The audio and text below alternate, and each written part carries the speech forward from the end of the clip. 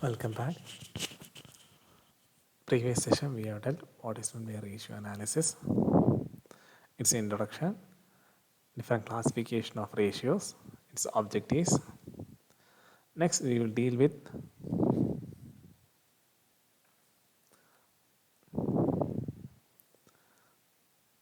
interpretation of ratios. In ratio analysis, there are different types of equations based on the nature and concept. And all these ratios as a standard, and on the basis of those standards, you need to make the interpretation regarding the performance, efficiency, effectiveness, and position of the business or this financial statement which are under study. And there are different concepts for these ratios. And before we are going into the different concepts or types of ratios, we need to understand in detail what is meant by interpretation of ratios. The term interpretation means drawing conclusions based on ratios calculated for the purpose. There are a number of equations in ratio analysis, and each equation has its purpose, and each equation depicts different interpretation regarding the entire aspects of the organization. Interpretation of ratios states whether a particular aspect studied is adequate or inadequate, or it may be satisfactory or not satisfactory, or it may be expressed in improved or decreased, etc. For this purpose, ratio calculated are compared with certain standards or benchmarks. The important standards used for interpretation are: first one, historical standards. Historical standards are ratios worked out from the financial statements of the firm for the previous year.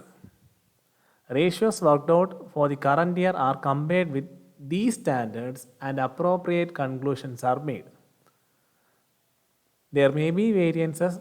We need to identify what are the types of variances. It may be a positive variance or a negative variance, and you need to make necessary interpretation on the basis of computation. Next one, rule of thumb. Rule of thumb is the traditional or conventional standards generally accepted for certain important ratios. In such situations, there might be a standard or a yardstick or a scale of measure that is universally accepted. For example, you will study a peculiar type of ratio known as current ratio.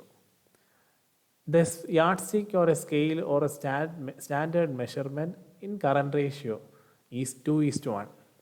That is known as rule of thumb because that ratio is universally accepted, whatever may be the business or whatever the nationality the business operates. As the example says, the current ratio, the rule of thumb is 2:1. That is, two portions of current assets for every portion of current liability. The working capital position is deemed to be adequate if the current ratio is equal to or more than 2. The current ratio studies the relationship between current assets and current liability. The universal standard for current ratio is 2:1. That is, if you have a current liability of rupees 1, you must have current assets of rupees 2. That is the universal principle or concept a business organization should follow. Current ratio helps in measuring whether the organization is maintaining the standard or not. This is how you need to deal with various problems or questions relating to ratio analysis. Next one, industrial average. Sometimes average ratio for the industry may be taken as the standard. The ratio worked out for the firm is compared with these industrial averages and suitable interpretations are made.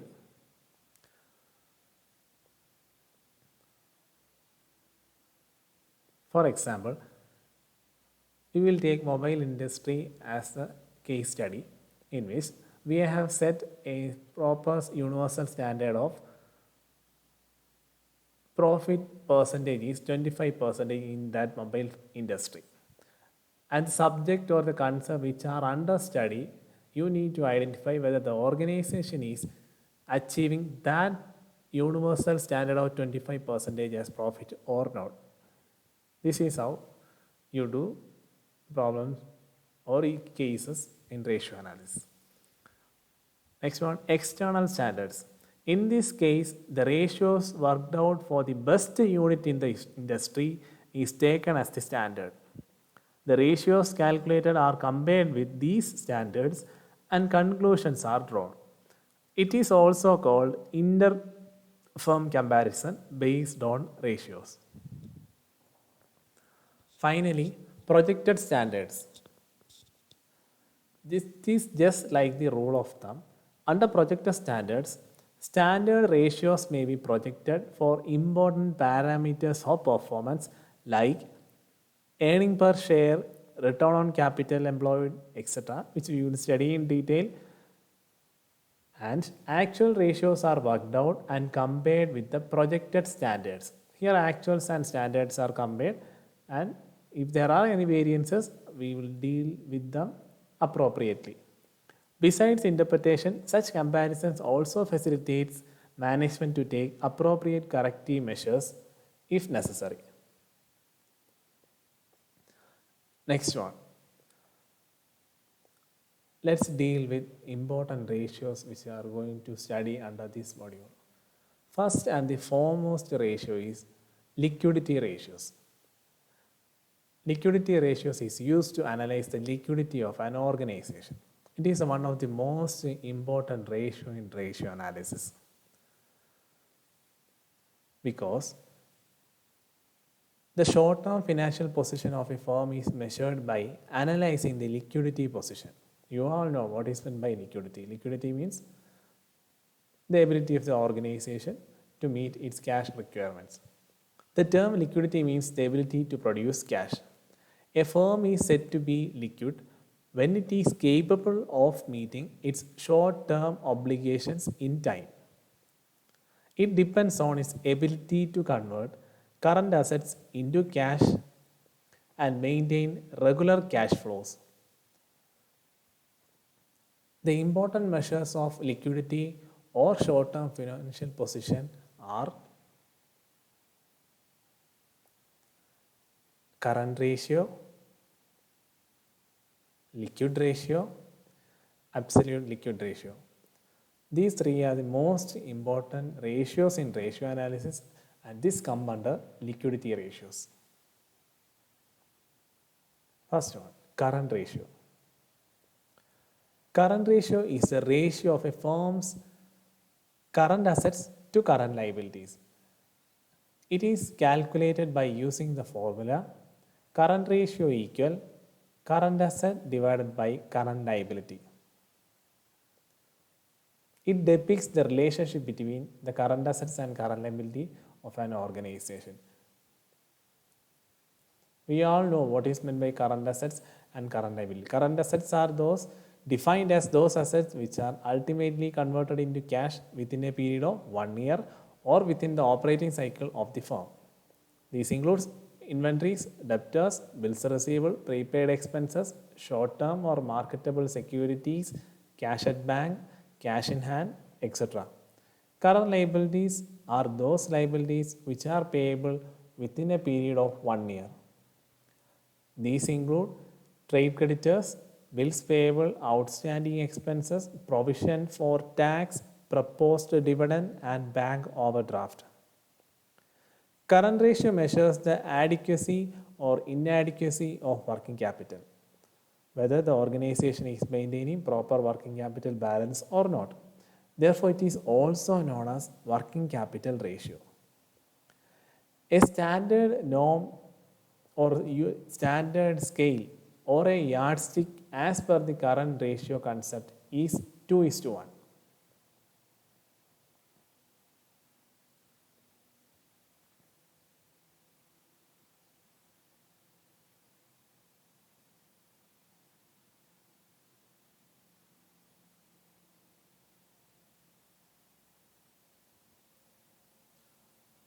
It is considered as the ideal current ratio.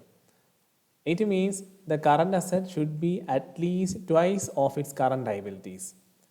If the current assets are two times of its current liabilities, out of two current assets, one may be used for paying current liabilities and the balance one will be available as a working capital.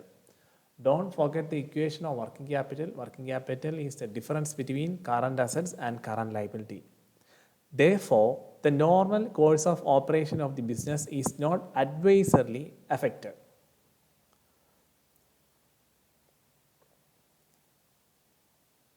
As I have stated above, current ratio is 2 or above is considered as adequate. That is, the organization performance is satisfactory or the ability to maintaining the liquidity position is good. But current ratio should be interpreted very cautiously because it is one of the most important ratio in ratio analysis, because a very high ratio, for example 4:1, does not always ensure higher liquidity. If the larger portion of the current assets are in the form of unsaleable inventories or debtors which are doubtful, a very high ratio also means carrying excessive current assets which reduce the profitability of the firm.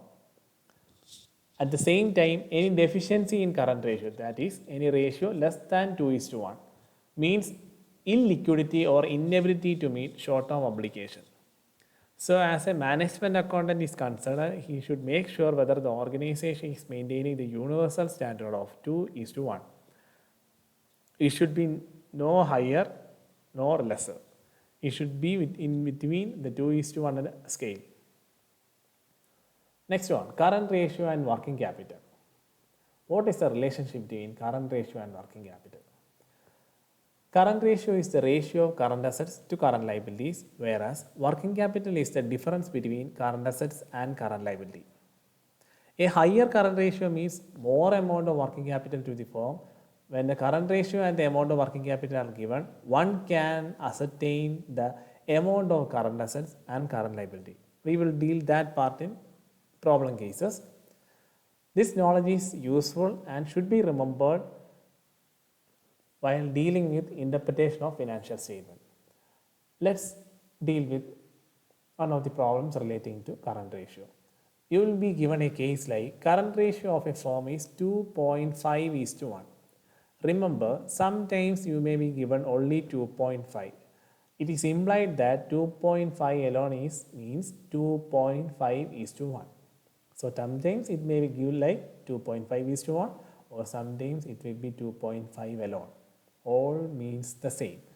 Okay, current ratio of a firm is 2.5:1 and the amount of working capital is rupees 30,000.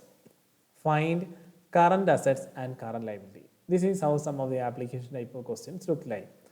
We all know current ratio means current assets divided by current liability. And in the question it is already given 2.5:1. So let's assume current liabilities be X and current asset be 2.5x, because current ratio depicts the ratio or relationship between current assets and current liabilities. Current ratio signifies 2.5:1 means if you have 1 rupee as current liability, you should have a current assets of 2.5 rupees. So on the basis of that ratio concept, let's assume current liability be X and current ratio is 2.5x. And at the same time, we know working capital, WC. I use WC, CA, CL as an abbreviation of current asset, current liability and working capital. Working capital equal current assets minus current liability. That is working capital 30,000 already given in the question. 30,000 equal 2.5x minus x. By using various mathematical method, the value of x is 20,000. So you get current liability 20,000. Because we have assumed that let the current liability be x and current asset is 2.5x, and you got x equal to 20,000.